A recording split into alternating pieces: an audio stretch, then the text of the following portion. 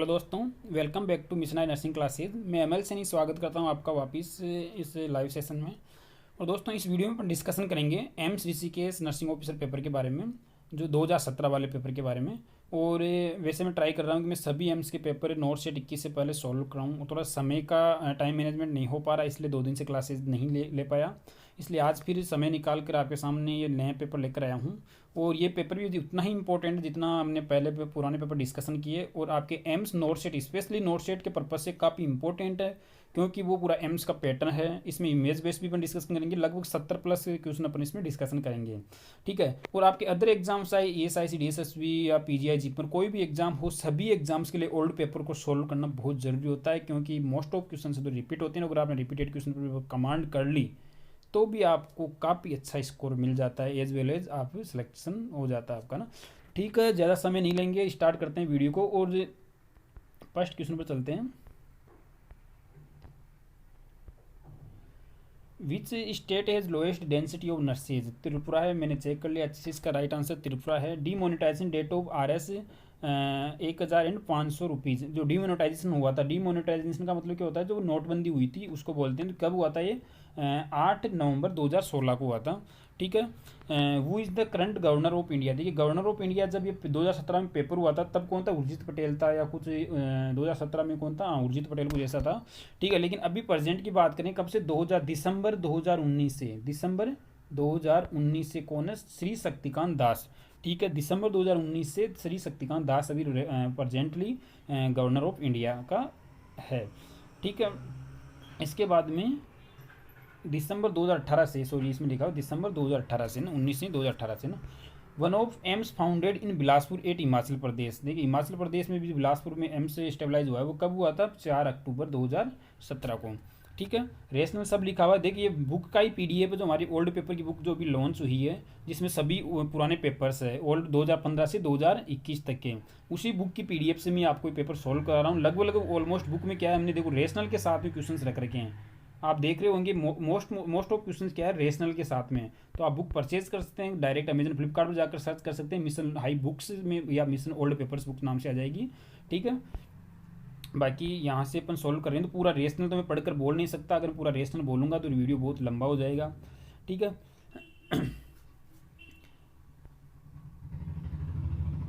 A 4 year BSc nursing course is started which year in India? देखिए, BSc nursing का course कब start हुआ था? 1946 में। MSc नर्सिंग का कब हुआ था? 1960 में।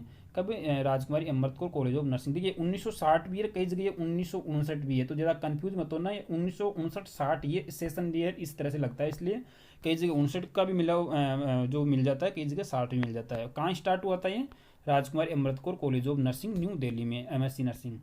ठीक है। LMP is 15/1/17। देखिए, लास्ट मेंस्ट्रुएशन पीरियड 15/1/17 है, तो इसकी EDD निकालनी है। ऐसे क्वेश्चन तो फिक्स है कि आपके नोट सेट में भी एक क्वेश्चन ऐसा आने वाला है, और आपको पता होना चाहिए कि LMP कैसे EDD कैसे निकालते हैं।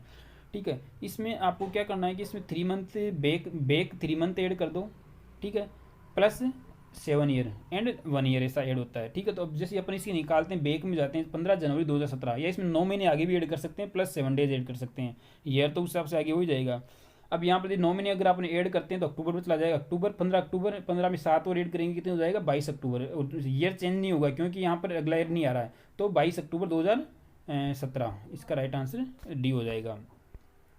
What is the simple interest rate of RS 750 if increase to 900 in 5 year? देखिए, मैथ का क्वेश्चन है, आप मैथ का इसका स्क्रीनशॉट लेकर समझ सकते हैं, पूरा रेशनल के साथ दिया हुआ है। ठीक है। ज़्यादा मैथ रीजनिंग के क्वेश्चन में ज़्यादा इतना एक्सपर्ट भी नहीं है, फिर भी हमने जो हमारा जो मैथ के टीचर थे उनसे हमने अच्छे से एक्सप्लेनेशन के साथ में, जो मिशन ओल्ड पेपर वाली बुक है उसमें तो सब मैथ रीजनिंग के क्वेश्चन भी आपको सॉल्यूशन के साथ में मिलेंगे। ठीक है। अगले क्वेश्चन पर चलते हैं। Nerve supplied in extra ocular muscle. देखिए, nerve supplied to extra ocular muscles की यहाँ बात करें, तो देखिए एक्स्ट्रा ओकुलर मसल्स कौन कौन सी होती है, आपको ट्रिक के साथ में याद करना है कि कौन कौन सी मसल्स होती है और उनको कौन सी नर्व सप्लाई करती है। ये ट्रिक है LR6SO4O3, LR6SO4O3, इससे याद रख सकते हो एक्स्ट्रा ओकुलर मसल्स कौन कौन सी है। एक्स्ट्रा, अब LR6 की बात है, लेटरल रेक्टस मसल जो होती है उसको कौन सी नर्व सप्लाई करती है? 6 नंबर की नर्व, यानी कि एब्डुसेंट्स नर्व उसको नर्व सप्लाई करती है ना। SO4 superior oblique muscle, superior oblique muscle होती है जो कौन सी फोर्थ नंबर की नर्व, कौन सी होती है फोर्थ नंबर की, ट्रोक्लियर। O3 यानी कि और अदर आ जाते हैं, अदर मसल्स में कौन कौन से आते हैं, 6 मसल जो होती है ये, अब इसमें 4 मसल आ जाएगी, मसल आ जाएगी अदर में, superior, inferior, medial recti and inferior recti oblique muscle, ये मसल है जो अदर में आ जाती है। वो इनको नर्व, इनको कौन सी नर्व सप्लाई करती है, सेंसेशन जो ओकुलोमोटर नर्व, कौन सी, थर्ड मसल ओकुलोमोटर नर्व। ठीक है, क्लियर है। तो इस ट्रिक से आप याद रख सकते हो LR6SO4O3, इससे याद रख सकते हो एक्स्ट्रा ओकुलर मसल्स को। ठीक है, अब इसका राइट आंसर क्या हो जाएगा, तो 6th 4th 3rd, देखिए 6th नंबर की नर्व कहाँ पर है, एक एरी, 6th 4th और 3rd, तो 2 3 और 5, 2 3 और 5, लेकिन यहाँ थोड़ा बुक में थोड़ा सा मिस्टेक हुई है, 3 4 6 नर्व का नाम लिख दिया इसलिए थोड़ा कन्फ्यूजन हुआ है। इसका राइट आंसर 2 3 4 ऑप्शन के हिसाब से जाएगा, लेकिन नर्व के हिसाब से जाएँ तो राइट आंसर कौन सा हो जाएगा, सी।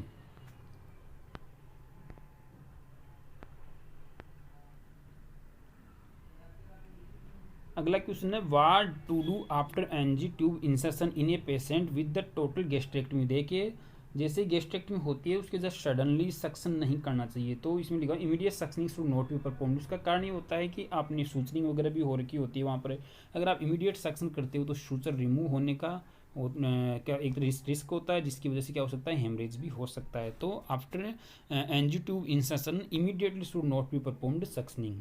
क्लियर है। नेक्स्ट वन क्वेश्चन है baby admitted in the hospital that was born with a birth weight of 3.7 kg, यानी कि क्या है, मैक्रोसोमिया।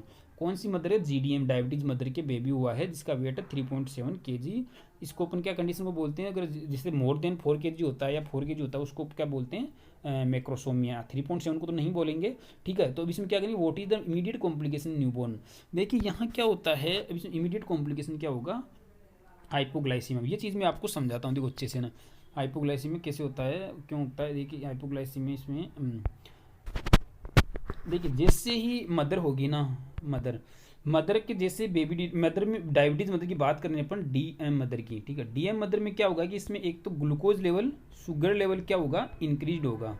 क्लियर है। During the gestational period and during pregnancy diabetes mother में क्या होगा, शुगर लेवल इंक्रीज रहेगा, जिसकी वजह से बेबी का जो पेनक्रियाज होगा, बेबी का पेनक्रियाज क्या करेगा, उसको भी कंपेंसेट करने के लिए क्या करना पड़ेगा कि ज़्यादा मात्रा में इंसुलिन सिक्रेट करना पड़ेगा। क्लियर है। ड्यूरिंग द प्रेगनेंसी यानी कि मदर से शुगर या शुगर लेवल बढ़ा हुआ मदर में, तो मदर का एक्स्ट्रा शुगर है वो बेबी में जाएगा।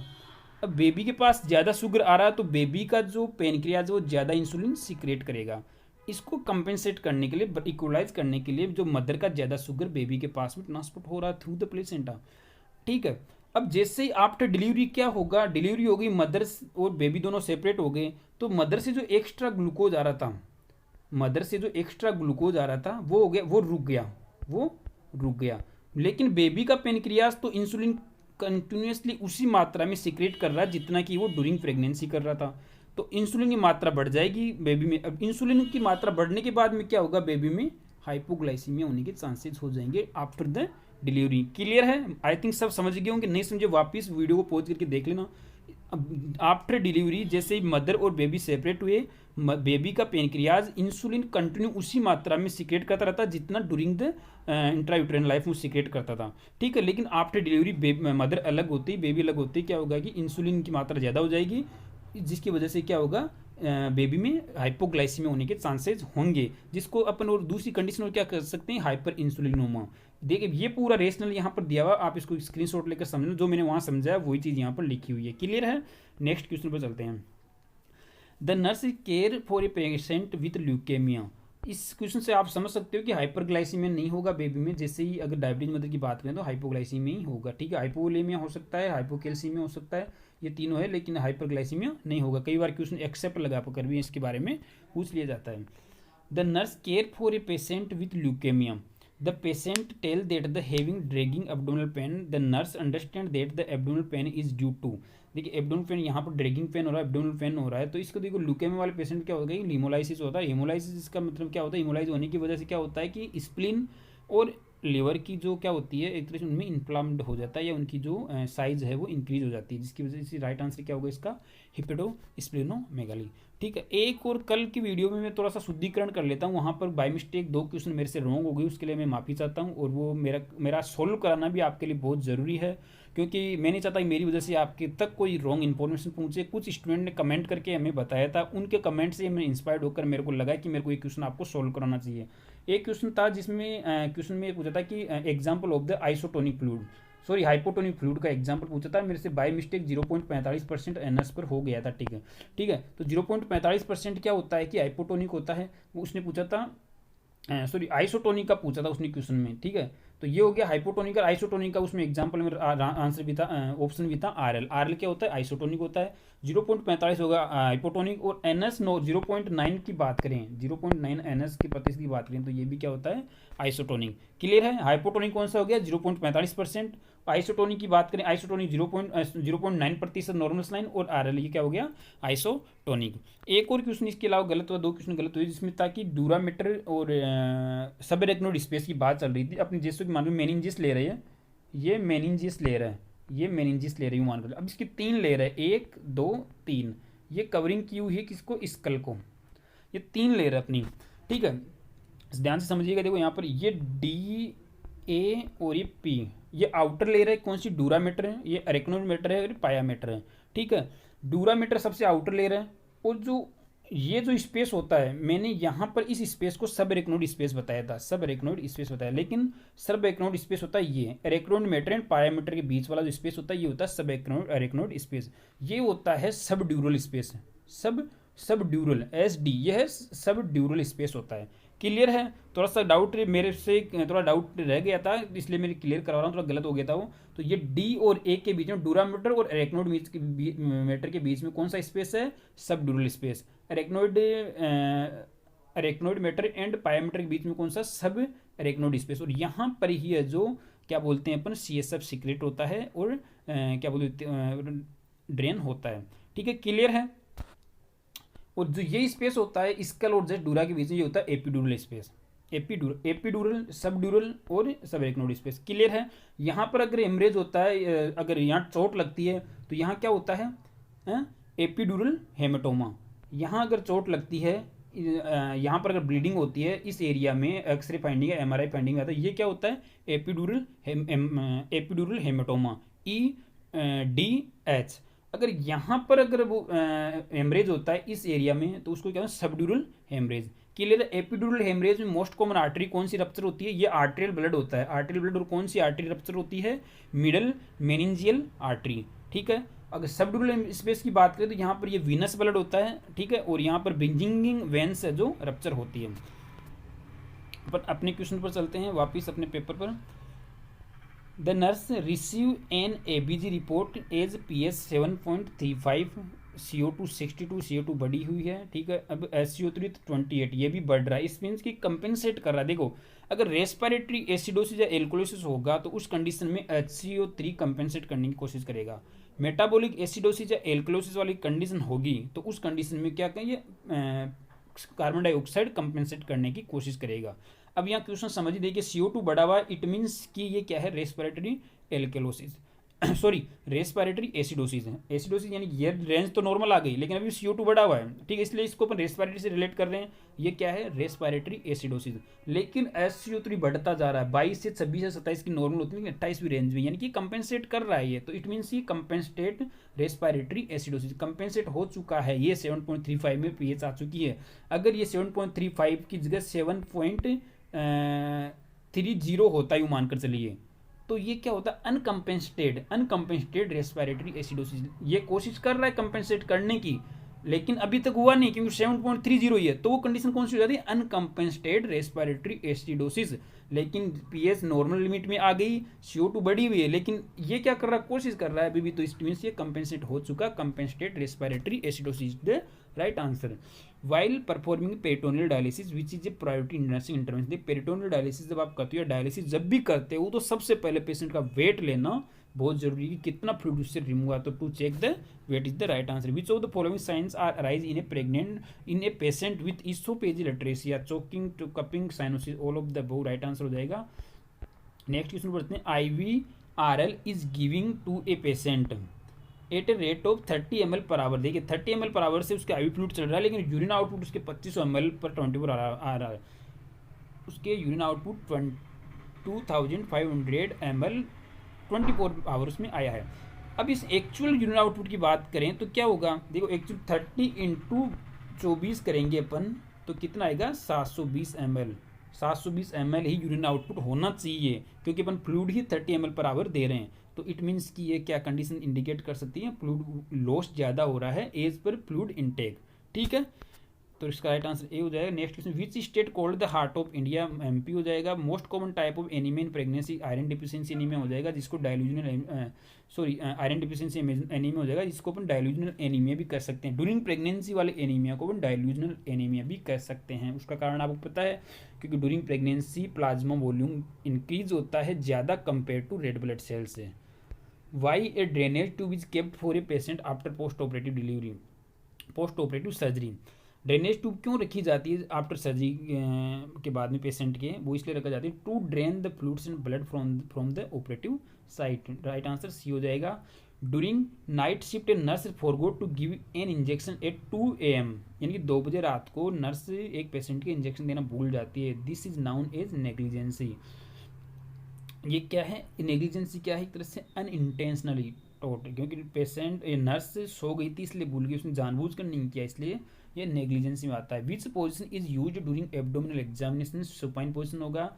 If a patient blood pressure 80-50 mm then calculate mean arterial blood pressure. देखिए MAP आपको कैलकुलेट करना, इसका फॉर्मूला क्या होता है, D/2 + S/3 डायस्टोलिक और S सिस्टोलिक।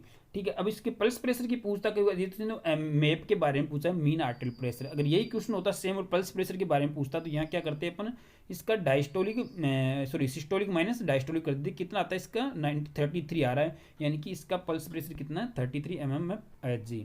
अब मैप निकालते हैं अपन, मैप पे फॉर्मूला यूज करते हैं, इसका कितना आता है 60 mmHg। तो राइट आंसर क्या हो जाएगा सी। ये बड़ा इंपॉर्टेंट क्वेश्चन है, एग्जाम्स में आता रहता है, स्पेशली MCC एग्जाम्स में, अच्छे से ध्यान देना इसको। कौन सा भी एग्जाम्पल लेना आप, कौन सा ब्लड प्रेशर ही पूछेगा, यहाँ तो 80-50 दे दिया है क्वेश्चन में, लेकिन आपके एग्जाम में एग्जामिनर यहाँ पर मान लो 160-90 दे दिया। अब इसका मैप पूछ रहा है, तो आपको ये फॉर्मूला ध्यान होना चाहिए, D/2 + S/3। इसमें रखोगे आप आराम से इसका मैप आ जाएगा। अगर इसी की पल्स प्रेशर की बात करें तो आप 160 में से 90 घटा देना, यानी कि जो 70 आ रहा है वो 70 mmHg हो जाएगा पल्स प्रेशर। ठीक है, क्लियर है। नेक्स्ट क्वेश्चन पर चलते हैं। नर्सरी डे थीम वो 2017 की नर्सरी डे थीम थी a voice to lead achieving the sustainable development goals. ठीक है, नेक्स्ट क्वेश्चन की बात करें। आइडेंटिफाई द फॉलोइंग पिक्चर, ये है डायगोनल कॉन्जुगेट है, इसका राइट आंसर क्या हो जाएगा, ये रहा measuring diagonal conjugate. Right answer हो जाएगा। 24 question, identify the following picture. देखिए ये पिक्चर आपको आइडेंटिफाई करना है। ये identify recommended position for mother during labour, this is not recommended position during labour. इसकी वजह से क्या हो रहा है, डिसेंडिंग ओटा कंप्रेस हो रहा है, डिसेंडिंग ओटा इंफीरियर वेना का है जो वर्टिब्रा से क्या हो रहा है, कंप्रेस हो रहा है, जिसकी वजह से क्या होगा, जो लोअर पोर्शन या पेल्विक रीजन है या यूट्रस यूटेरो प्लेसेंटल इंसुफिशियंसी हो जाएगी, यानी कि ब्लड बहुत कम जाएगा लोअर पोर्शन में, स्पेशली यूटेरो प्लेसेंटल एरियाज में। ठीक है, ये कौन सी पोजिशन से, supine position during the labour. तो इस पोजीशन को अवॉइड करने के लिए देखिए यहाँ पर आपको ये वाली पोजीशन देनी है, ताकि जो इसका इंफीरियर वेना कवा है वो वर्टिब्रा से कंप्रेस नहीं हो और यूट्रस तक, यानी कि प्लेसेंटा और बेबी तक ब्लड अच्छे से प्रॉपरली एडिक्वेटली सप्लाई हो। देख यहाँ लिखा हुआ भी है अच्छे से, देखो सुपाइन हाइपोटेंशन सिंड्रोम, इस कंडीशन को क्या बोलते हैं, देखो ये वाली कंडीशन क्या नाम देते हैं इसको, सुपाइन हाइपोटेंसिव सिंड्रोम वाली कंडीशन हो सकती है अगर सुपाइन ये वाली पोजीशन देते हैं तो मदर में। ठीक है, अब इस सुपाइन हाइपोटेंसिव सिंड्रोम वाली कंडीशन कोई दूसरा नाम क्या है, इंफीरियर वेना कावा सिंड्रोम। ठीक है, क्लियर है। अब मदर को अगर सुपाइन पोजीशन देंगे तो ये कंडीशन हो रही है, ये कंडीशन सुपाइन हाइपोटेंसिव सिंड्रोम, इसमें क्या ब्लड प्रेशर ड्रॉप हो जाएगा। पहली बात ब्लड जाएगा नहीं नीचे वाले पोर्शन में, काफ़ी सारे वो जाएंगे ना। तो मोस्ट कॉमन कोज की सुपाइन पोजीशन ड्यूरिंग लेबर हो जाएगी। So during labour supine position should be avoided to the mother. अब रिकमेंडेड पोजीशन की बात करें कि कौन सी पोजीशन देनी चाहिए फिर मदर को, तो ये वाली पोजीशन देनी चाहिए। Recommended position right lateral position with A small pillow under the hip. एक देखो ये तो क्या था, देखिए ध्यान दीजिएगा, कंफ्यूज मत होना, इंफीरियर वेना कावा सिंड्रोम है ये। सुपाइन हाइपोटेंसिव सिंड्रोम का दूसरा नाम क्या है? Inferior vena cava syndrome. Clear है? लेकिन एक और होता है, वो इंफीरियर वेना कोवा है, और ये एक सुपीरियर वेना कोवा है। सुपीरियर वेना कोवा है, ठीक है। अब देखो यहाँ से मैं आपको इसको थोड़ा सा समझाता हूँ। ये अपना यूँ मानकर चलिए, ओटा से ये दो वेनोक्वा जा रहा है, एक ये ओटा हार्ट, ये हार्ट हो गया, ओटा से ये निकल रहा है, एक ये हो गया सुपीरियर वेनोक्वा, ये हो गया इंफीरियर वेनोक्वा। जो नीचे वाले ब्लड को वापस लेकर जा रहा है हार्ट के पास, ये ऊपर वाले अपर पोर्शन के ब्लड को हार्ट के पास लेकर आ रहा है। अब इस इंफीरियर वेनोक्वा में कंप्रेस हो रहा है, मतलब यूट्रस की वजह से, ठीक है, प्रेग्नेंट यूट्रस की वजह से इसमें कंप्रेस हो रहा है। तो कौन सा? इंफीरियर वेनोक्वा सिंड्रोम हो रहा है। अब सुपीरियर वेना कवा सिंड्रोम की बात करें, अगर ये कोई फाइब्रोइड, यहाँ पर कोई लंग्स कैंसर हो गया हो, कोई फाइब्रोटिक चेंजेस हो गए हो, जिसकी वजह से इसके ऊपर प्रेशर पड़ रहा है, मोस्ट कॉमन कोज इसका लंग कैंसर होता है, लंग कैंसर की वजह से क्या? सुपीरियर वेना कवा प्रेशर पड़ता है, ठीक है। तो उस कंडीशन में सुपीरियर वेना कवा सिंड्रोम बोलते हैं, जिसके साइन एंड सिम्टम्स वगैरह सब इस तरह से देखो यहाँ दिया हुआ है, superior vena cava syndrome. Most common कोज इसका लंग कैंसर है, ठीक है। तो आपको डिफ्रेंशिएट रहना चाहिए सुपीरियर वेना कवा सिंड्रोम और inferior vena cava syndrome. Clear है? Inferior vena cava syndrome due to pregnant uterus की वजह से हो रहा है, और सुपीरियर वेना कवा सिंड्रोम का मोस्ट कॉमन कोज क्या है? Lung cancer. क्लियर है? नेक्स्ट क्वेश्चन पर चलते हैं। A nurse is caring for a patient with laryngectomy, what is the priority nursing action? इसमें क्या हो जाएगा? सक्शनिंग हो जाएगा, लेरिंगेक्टमी हो रखा है पेशेंट तो। Sensitive cardiac marker in माइक्रोडोर infraction, troponin हो जाएगा। सेंसिटिव मार्कर की बात करें तो ट्रोपोनिन जाएगा, हाँ। और स्पेसिफिक की भी बात करें तो ट्रोपोनिन जाएगा, लेकिन अर्ली मार्कर की बात करें तो क्या हो जाएगा? मायोग्लोबिन। ठीक है, क्लियर है? What is the normal CVP 2 to 6 mmF और HG? नेक्स्ट क्वेश्चन बोलते हैं, best location for taking the bone marrow biopsy specimen infant है। Superior iliac crest, superior iliac crest, iliac होगा, थोड़ा सा मिस्टेक हो रही है इसमें ना। नेक्स्ट क्वेश्चन में चलते हैं। Injection methergine given to a mother following delivery for management of PPH। देखो PPH को मैनेज करने के लिए मिथाजिन इंजेक्शन दे रहे हैं। मिथाजिन अर्गोटामाइन इंजेक्शन में आता है, अर्गोमेट्रिन ऐसे नाम से ना, उस ग्रुप का होता है, ठीक है। तो इसमें मोस्ट कॉमन या most important appropriate nursing management क्या होगा, नर्सिंग केयर क्या होगी इसमें, जब मिथाजिन इंजेक्शन दे रहे हैं तो देखो मिथाजिन इंजेक्शन क्या करता है? वेजो कंस्ट्रिक्शन करता है। ये क्या करता है? वेजो कंस्ट्रिक्शन, ब्लड वेसल्स को कंस्ट्रिक्ट करता है। ब्लड वेसल्स को अगर वेजो कंस्ट्रिक्ट हो रही है तो क्या होगा कि ब्लड प्रेशर इंक्रीज होगा, क्या होगा? BP इंक्रीज होगा। तो पहली बात तो ये होता है कि मिथाजिन इंजेक्शन कोई किसी पेशेंट की हिस्ट्री ब्लड प्रेशर की, पेशेंट की मीन्स की प्रेग्नेंट मदर की, अगर वो गेस्टेशनल हाइपरटेंशन की पेशेंट हो तो उसमें मिथाजिन नहीं देना चाहिए। क्लियर है? Gestational hypertension, pre eclampsia, eclampsia वाली कंडीशन में मिथाजिन इंजेक्शन शुड बी अवॉइडेड। ठीक है, ठीक है। तो BP अब इसमें फिर भी तो जैसे कि एक्लेम्सिया, प्रीक्लेम्सिया या गेस्टेशन हाइपरटेंशन वाले में तो अवॉइड करना ही चाहिए, नहीं कॉन्ट्रा इंडिकेटेड है मिथाजिन। लेकिन फिर भी अगर नॉर्मल प्रेग्नेंट लेडी के आफ्टर डिलीवरी अगर आप में मिथाजिन इंजेक्ट कर रहे हो तो उसका BP क्लोजली मॉनिटर करना चाहिए, कहीं उसका और इंक्रीज तो नहीं हो रहा है। ठीक है। Next question, during CPR manual breathing is given in each. देखिए during CPR manual breath 6 to 8 पर सेकेंड देनी चाहिए।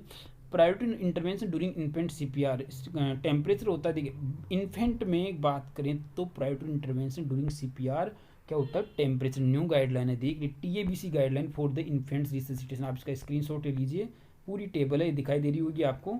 सबसे पहले टेम्परेचर, देन एयरवे, फिर ब्रीथिंग, सर्कुलेशन।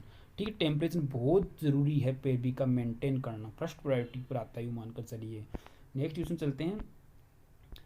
देखिए ये दोनों क्वेश्चन मैथ के हैं, मैं भी आपको स्क्रीनशॉट शो कर दूंगा, उसमें आप देख लेना दोनों क्वेश्चन का रेशनल सही था, इनका राइट आंसर। ये इसका भी देख लेना, इसका भी मैं भी स्क्रीनशॉट आपको शो कर रहा हूँ ना। According to this ECG report identify the following ECG rhythm. देखिए आपको ये रिपोर्ट देख रहा है, ये क्या है? वेंट्रिकुलर टेकिकार्डिया में, कल परसों में बताया था आपको, वेंट्रिकुलर टेकिकार्डिया में इस तरह का होता है। यहाँ पर क्यूआरएस कॉम्प्लेक्स अपन को मेजरेबल होता है थोड़ा बहुत, यूँ मानकर चलिए। अगर यही स्ट्रिप इस वे में होती है, यूँ मानकर चलिए इस वे, तो वो क्या हो जाता है? Ventricular fibrillation. लेकिन this is the ventricular tachycardia. Administering vitamin B6 along with the TB drugs for what purpose. देखिए B6 किस पर्पज से दिया जाता है? जब कोई पेशेंट एंटी ट्यूबरकुलर ड्रग पर हो, कौन सी पर, आइसोनाइजिड थेरेपी पर। तो to treat prevent peripheral neuropathy. ठीक है, अब देखो मैं आपको साइड इफेक्ट बताऊँ, देखो इनके क्या बोलते हैं एंटी ट्यूबरकुलर ड्रग्स के। जो टीबी, जो एंटी टीबी ड्रग्स होती है, सबसे पहले अपन बात कर लेते हैं आइसोनाइजिड की। आइसोनाइजिड की आपको, आइसोनाइजिड को इसके साइड इफेक्ट याद करने के लिए ट्रिक बता रहा हूँ मैं। इंडियन पब्लिक हेल्थ नर्स, ये कोई भी नाम दे दो जिस पर बी पर जिसका भी नाम आए, बीना दे दो या और कुछ भी, तो बीना से बना रखा है। ठीक है, इंडियन पब्लिक हेल्थ नर्स बीना। किसकी बात कर रहे हैं अपन, आइसोनाइजिड की, INH, ये इसका सिंबल है INH। इसकी बात करें, इसके साइड इफेक्ट ये होंगे, क्या क्या होंगे, चारों ये पांचों देख। आई से आइसोनाइजिड हो गया, आई से आइसोनाइजिड, पी से आई से आइसोनाइजिड हो गया, और पी से क्या हो गया, पेरिफेरल न्यूराइटिस, एच से क्या हो गया, हिपेटोटॉक्सिटी, और एन से क्या हो गया, न्यूरोटॉक्सिटी, और बी से क्या हो गया, B6 की, यानी कि विटामिन बी की कमी। बी से बी की कमी, कौन से, B6 की कमी। याद रख सकते हो आराम से। आइसोनाइजिड के साइड इफेक्ट क्या क्या है, आई से आइसोनाइजिड, पी से पेरिफेरल न्यूराइटिस, हिपेटोटॉक्सिटी, न्यूरोटॉक्सिटी, और बी से विटामिन B6 की कमी। क्लियर है, अगले चलें। अब नेक्स्ट, जैसे ये तो होगी आइसोनाइजिड, इसके बाद में करते हैं अपन बात इथाम्बुटोल की। इथाम्बुटोल ना, इथाम्बुटोल। अब इसके साइड इफेक्ट की बात करें अपन, तो इसके साइड इफेक्ट की ट्रिक है, वो है ER, Om Prakash Chaudhary C।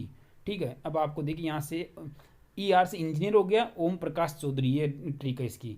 E से इथाम्बुटोल, R से रेट्रोवल्वर न्यूराइटिस, O से ऑप्टिक न्यूराइटिस, O से क्या हो गया, optic neuritis, ER Om Prakash Chaudhary, C से कलर विजन, आराम से याद रख सकते हो। इथाम्बुटोल की ER ओम प्रकाश चौधरी, ये ट्रिक लिख लेना आप। E से इथाम्बुटोल, R से रेट्रोवल्वर न्यूराइटिस, O से ऑप्टिक न्यूराइटिस, और इस C से कलर विजन या कलर ब्लाइंडनेस। ये हो गए इसके साइड इफेक्ट्स। क्लियर है, आराम से याद कर सकते हो इथाम्बुटोल और आइसोनाइजिड के साइड इफेक्ट्स। अब और अपन एक और बात कर लें, जैसे कि स्ट्रेप्टोमाइसिन, सबको पता है कि इससे क्या होता है, 8th क्रेनियल नर्व डैमेज होती है। ठीक है, अब रिफाम्पसिन की बात करें, रिफाम्पसिन से क्या होता है, रेड ऑरेंज कलर यूरिन हो जाता है। ठीक है, क्लियर है, ये लगभग ऑलमोस्ट जो मेजर जहाँ से क्वेश्चन पूछे जाते हैं वो चीज़ें अपनी क्लियर हो गई है एंटी ट्यूबरकुलर ड्रग्स की। नेक्स्ट क्वेश्चन पर चलते हैं। Patient was on heparin therapy and the nurse is consider to keep which drug at bed side. उसको प्रोटामाइन सल्फेट रखना चाहिए, क्योंकि हेपेरिन का एंटीडोट क्या है, protamine sulphate. This is the universal question, हर जगह आता है ये question. Recommended food products in celiac disease except. देखिए, सीलिएक डिजीज होती है उसमें कुछ फूड प्रोडक्ट्स अलाउड होते हैं और कुछ फूड प्रोडक्ट्स है जो कॉन्ट्रा इंडिकेटेड होते हैं। देखिए, सीलिएक डिजीज क्या है, पहली बात ये समझना जरूरी है आपको। ठीक है, सीवियर है ना। अब इसमें देखो कौन से फूड अलाउ है, माइलेट्स अलाउ है, पोटेटोज, कॉर्न, राइस। इसकी ट्रिक भी बना रखी है MPCR। कौन से फूड रेस्ट्रिक्टेड है, वीट्स, ओट्स, बार्ली, राई, ये वोबर। और अदर फूड यहाँ देखिए, अदर ये वाले अवॉइड है, और ये अदर भी milk and milk products, egg meets, ये अलाउ। आप अच्छे से इसका मैं ये मार्किंग हटा रहा हूँ, इसका स्क्रीनशॉट ले लो आप जिंदगी में नहीं बोलोगे। देखिए कितने अच्छे से व्यवस्थित किया हुआ है, कहीं पर भी नहीं मिलेगा आपको, हमारी बुक्स में या यहीं पर मिल रहा है, ये टेबल कहीं नहीं मिलेगी ऐसी टेबल आपको। ठीक है, तो आपको ये सीलिएक डिजीज में ये वाले फूड अलाउ है और ये वाले रेस्ट्रिक्टेड है। क्लियर है, बहुत इंपॉर्टेंट क्वेश्चन है, हर बार आता रहता है। ठीक है, अगले क्वेश्चन में चलें। Most common part of intestine affected in ulcerative colitis में रेक्टम अफेक्ट होता है। DOC4 एनाफाइलेक्सिस शॉक एपिनेफ्रिन है। Most common cause of neurotube defect folic acid deficiency है। ठीक है, maternal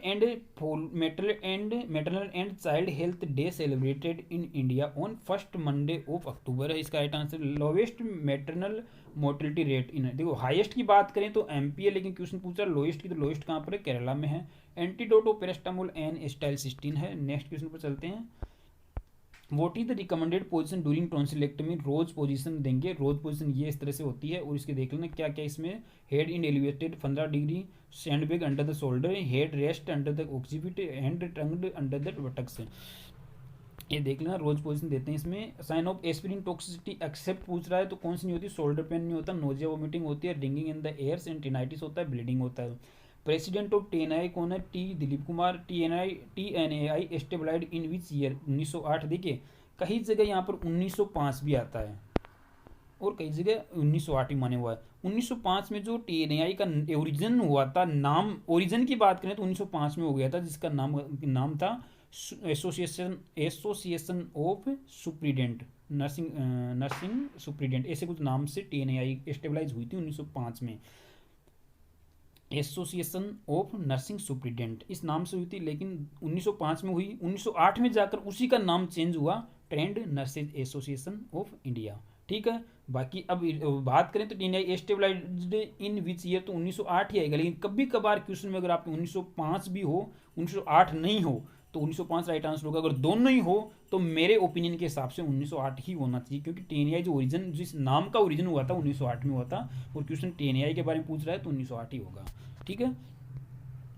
chilling test is used for vitamin B absorption, which electrolytes should be measured closely while client on lithium therapy.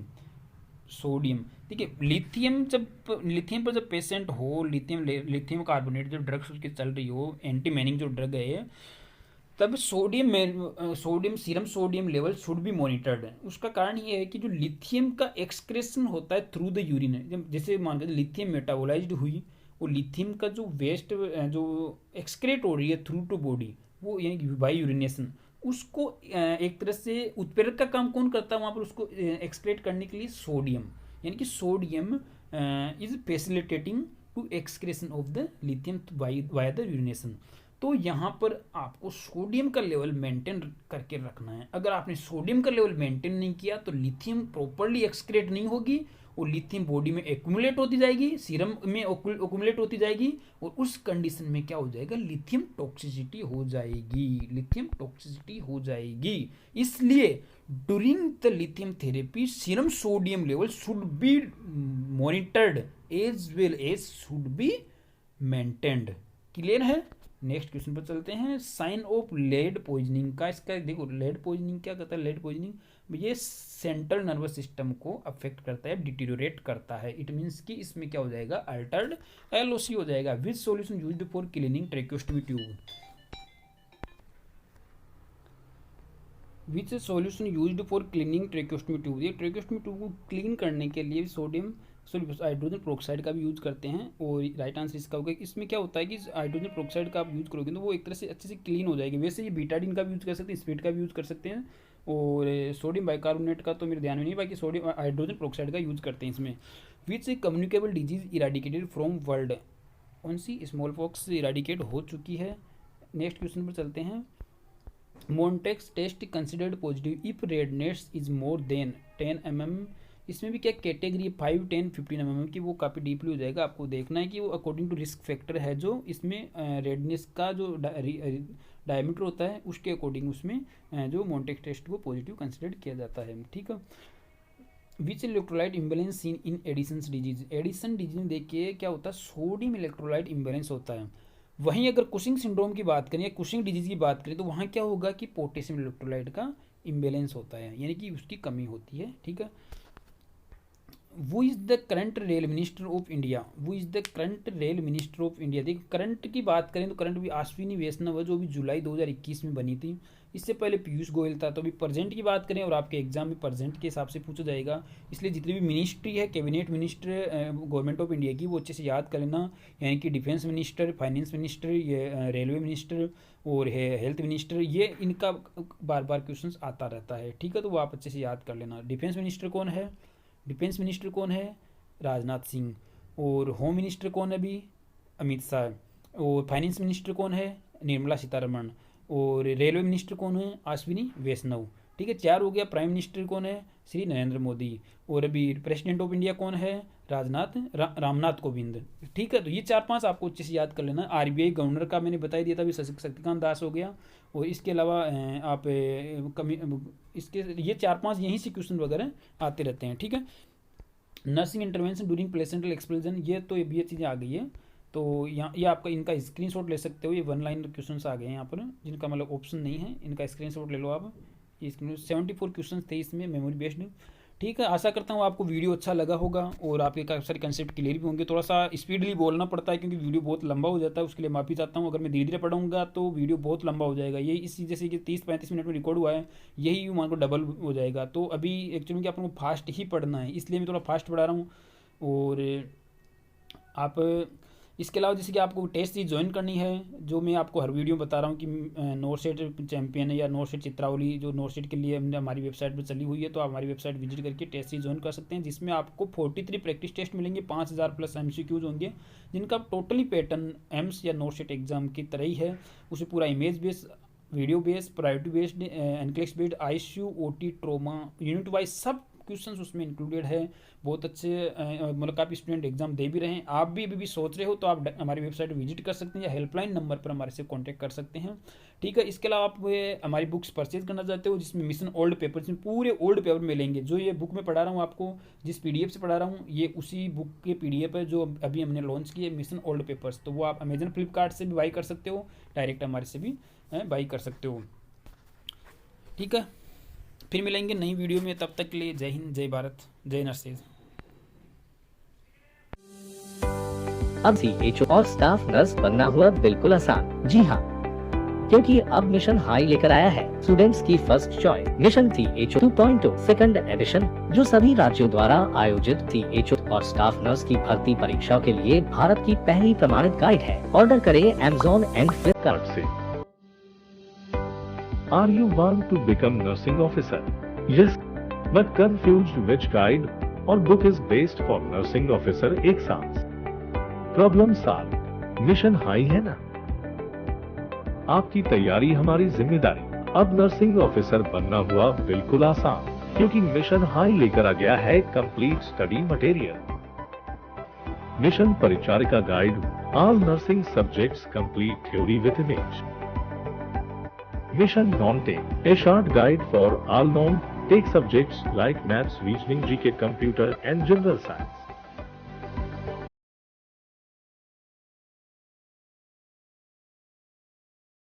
Order करें Amazon and Flipkart से।